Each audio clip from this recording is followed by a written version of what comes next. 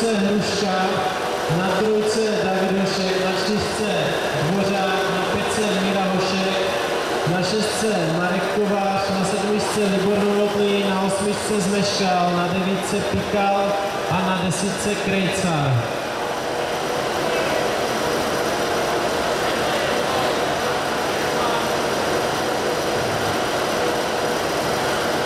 Čtyřka Milan Dvořák.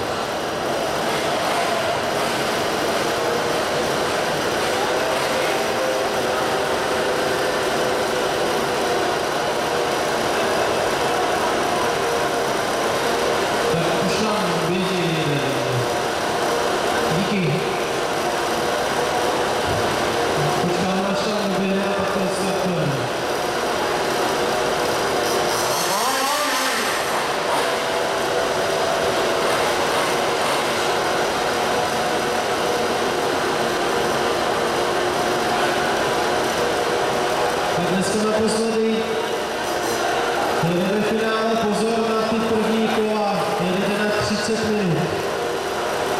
Takže určitě nic nevyhrajete v prvních zatáčkách.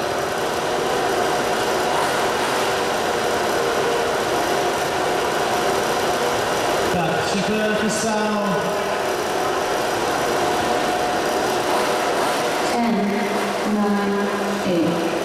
10, 9, 8, 7, 6, 5,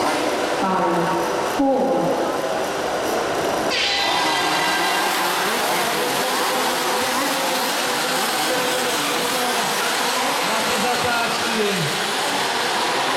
Je to opravdu opatrně. Pozor!